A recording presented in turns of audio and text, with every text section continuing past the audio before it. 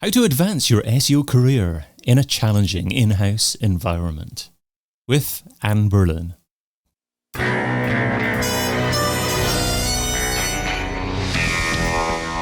In Search SEO podcast is brought to you by Rank Ranger, the all-in-one SEO platform that helps scale your business through data and analytics. Hey, it's David. There have been many challenges over the last few years that have impacted SEO careers. So, how do you advance your SEO career in a challenging in-house environment? That's what we're discussing today with a lady who began her career as a social science methodologist, and data hygiene has been the thread through her 15 plus years in website development and digital growth strategy. She's currently Senior Technical SEO at Lumar. A warm welcome to the In Search SEO podcast, Anne Berlin. Thanks for having me, David. Well, thanks for coming on, Anne. You can find Anne over at lumar.io. So, big question of the day, Anne. Why Lumar instead of Deep Crawl? Well, I will say that in my heart, it will always be Deep Crawl. And I think a lot of power users of the enterprise crawler feel the same way. But from a SaaS growth perspective, the company is expanding the platform beyond purely tech SEO applications to accessibility and web health oversight, dashboarding, things that are a little bit more accessible to a more generalist audience. And as we wanted to go into target CMOs, directors of marketing, PPC, other arms that relate to SEO but don't have that deep technical experience, they wanted to work with a name that had more of a broader appeal. Deep Crawl can have a bit of a black hat SEO, cybersecurity type of connotation that wasn't resonating with a larger audience. So interesting. Thanks for sharing. Well, we're not majoring on branding today, of course, but it's good just to ask questions as they pop up. We're talking more about SEO careers. So what challenges would you say that in-house SEOs are facing with career development at the moment? Well, this topic has been near to my heart in the last several weeks in particular, just looking at the ways that successive layoffs and leadership changes have made the in-house SEO's job particularly tense and frustrating in this economic moment. I'm not an in-house, but have spent most of my career as an in-house. So I'm currently, taking my stint as an agency consultant. And so I have particular visibility into the dynamics of senior in-house SEOs at, companies of a variety of size and verticals. I think what's driving the challenge is this push to attach revenue goals to SEO investments and initiatives, which pulls my stakeholders away from getting to spend time on the research and the strategy and the tactics that got us into this field in the first place. So do you think that certain SEO activities should have revenue goals next to it, but certain SEO activities shouldn't have revenue goals next to it? Well, I think the answer is that all operational activities need to have revenue goals attached to them. As an SEO, I definitely have a penchant for site hygiene and recognize in myself that I have a bit of an OCD attitude towards a very clean site that is perfect in every way, even if some of those improvements don't have short-term measurable improvements for SEO. And that is part of navigating how to be an in-house SEO, is how do you set aside your personal desire to have the cleanest possible crawl and the cleanest possible audit for focusing on what's going to measurably improve conversion. But I think having to project specific incremental revenue in advance of doing SEO could get in the way of revenue growth. So how do you explain that to business leaders? I think that's a big challenge that many in-house SEOs are facing right now, is that there is a expectation from the top that know, to defend existing SEO budgets and headcount and say, what have you done for me lately? And that can be a hard place to ideate strategically and come up with bold initiatives from.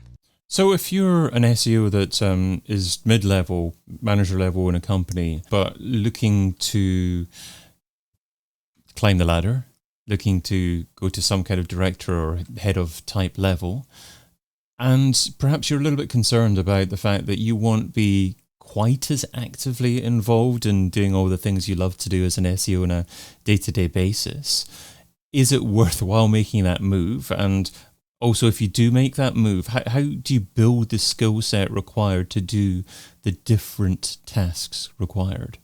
That's, I think, a great question.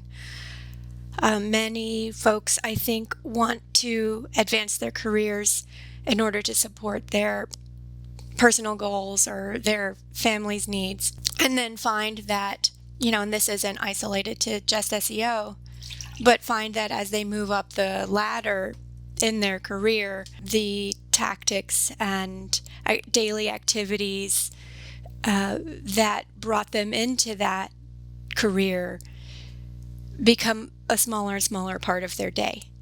And managing up and sitting in meetings and putting together impact reports becomes a larger and larger part. So, are firms getting better at providing training to people that are significantly changing their roles like that? I have not seen that to be the case, no, but there is a very active community of SEOs. The community of SEOs in various Slack communities and forums on Reddit, and as well as on LinkedIn and through platforms such as this, where there is an environment of mutually lifting each other up. So I think there are ways to upskill ourselves to make that transition that don't necessarily have to come directly from our HR department. I think it is much more a personal reckoning, though. How do I shift from looking at large data sets and figuring out how to query an API and focus with gratitude and enjoyment on the difficult task of building long-term trust-driven relationships with colleagues across the aisle, and figuring out how to attach ourselves to the projects that do have momentum. It's as much of a project of personal maturation as it is anything else. Yeah, that's interesting. It sounds like a twofold approach then. It sounds like educating yourself on the different skill set required to be an upper level operator within whatever business you're in, to be able to talk to directors in a language that they prefer. But it also sounds like, as you mentioned, having the maturity, having the developed personality to be able to relate with people in a different way. And I certainly love your idea of reaching out to a fellow community of SEOs and seeing what kind of challenges that they're going through as well. I guess in the ideal world, it would also nice to reach out to a community of maybe managers or people that already have the skill set you're looking to develop yourself. Yeah, I think that makes sense. It's sort of building an aspirational community in that sense, untethering a bit from the community of entry and mid-level individual contributors and moving into the community space of strategic leaders and operational managers. Bridging both worlds, I think, could be hard. But the idea that I had for this particular talk is more around small things that we can continue to incorporate in our day as we face this longer challenge of dealing with the tensions of advancing our career and losing the bits of being an individual contributor that drew us into the career to begin with. so that we can find some levity, some positivity, some joy, so that we can cut through the frustration. I hear a lot from clients these days, and we were talking before we kicked off about how this is sort of maybe always been the nature of the industry, and everything comes around again. But, I hear a lot of how difficult it is to get buy-in for new SEO initiatives, or how it's an uphill battle to get the dev team to implement any, larger technical fixes. And that can be a frustrating environment in which to have creative thought and have a growth mindset. It's certainly a different set of challenges that SEOs have to face nowadays, or perhaps even an additional set of challenges.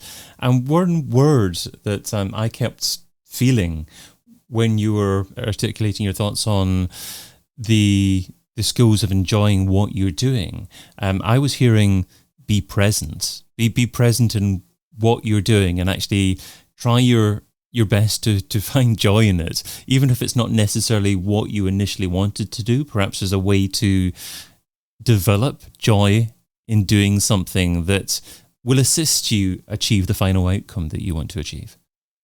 I think that's lovely. Yes, I think that's a great way to summarize my thinking here. And I think a couple of examples there. If we're thinking about this environment of difficulty or challenge, and rather than constantly trying to push upstream and find a way to get the resources to implement the project that you think would move the needle, where there's just no buy-in. Rather than that, can we pivot and find the initiatives that are resourced, find the projects that are supported, and figure out how to attach ourselves to those so that we get that gratification of being part of a project that's moving, and add our expertise or SEO thinking as part of contributing? Or can we find time to mentor and train so that, finding the ability with my junior colleagues to set aside an hour and say, hey, I just figured out how to query this API and it's been helpful. Let me share my screen and walk you through how I did that. And then they think you're a magician. There are ways that we can continue to advance the organization and enjoy ourselves. I loved what you touched upon there, actually, and finding the budget that exists elsewhere in the organization, because I think many SEOs will be thinking, okay, it's my job to come up with a strategy of how to achieve SEO success, doing certain things, and then actually approaching upper decision makers about getting a budget to do what I want to do. But actually, if there are probably other people in the organization, maybe other content marketing teams, people in social teams, perhaps even email teams who have a budget, maybe outreach teams who have that budget, and will be thinking to themselves, what are we going to do to actually use this budget? And it's by simply having those conversations with people, you can find out what their goals are, what their challenges are, and hopefully use SEO to assist them. Mm-hmm. And the SEO skill set is very wide-ranging. We understand data. We understand conversion rate optimization. And we understand what Google's looking for and the knowledge graph.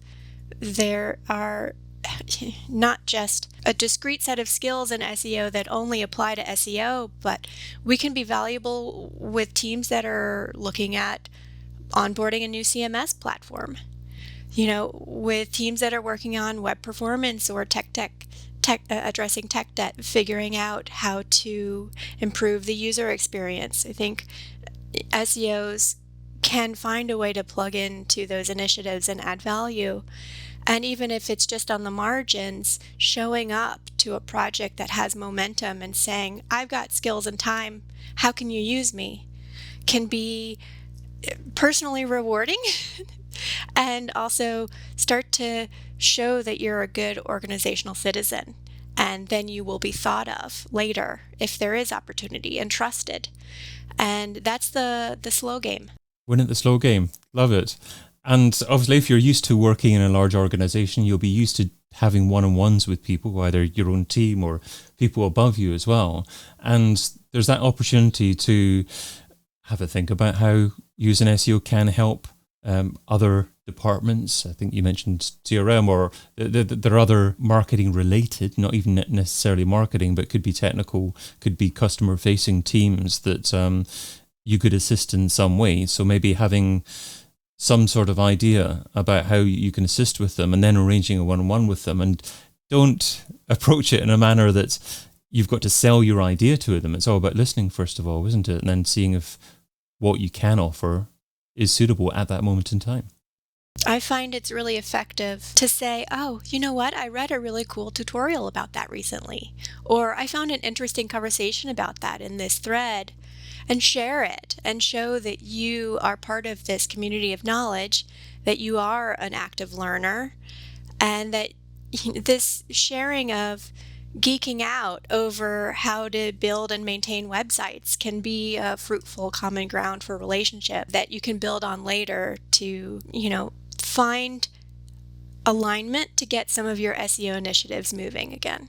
I wanted to come back also to what we talked about at the top, where me with my, what we're calling sort of the OCD for site hygiene, a big part of my advancement and transformation is moving from, I've got to hand over this 40-page audit, I want to tell you everything I found on this site that could be improved, to really curating recommendations, ruthlessly prioritizing, setting aside my personal desire to fix every problem, to only really surfacing the ones that I have a high degree of confidence are going to move the needle on conversion. I think that that's part of that professional maturity, is learning to be okay that some things are always going to be maybe broken, but let's focus on just a few.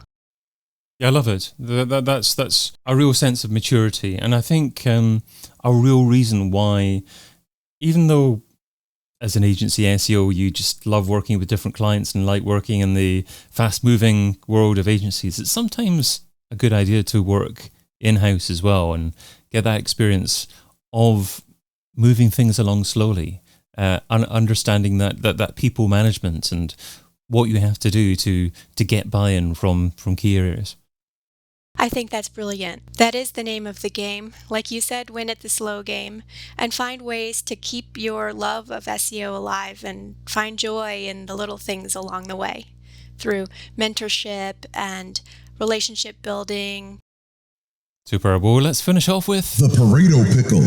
So Pareto says that you can get 80% of your results from 20% of your efforts. What's one SEO activity that you would recommend that provides incredible results for modest levels of effort?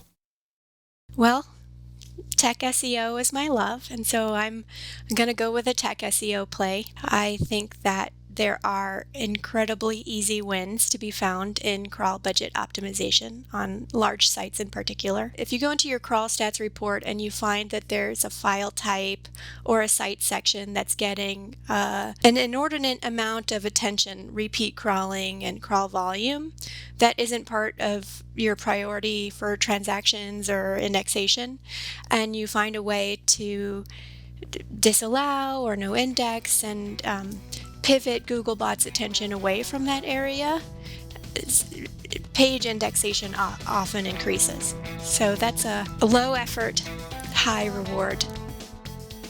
I've been your host, David Bain. You can find Anne Berlin over at lumar.io. And thanks so much for being on the In Search SEO podcast. I enjoyed it. Thank you. And thank you for listening. Check out all the previous episodes and sign up for a free trial of the Rank Ranger platform over at rankranger.com.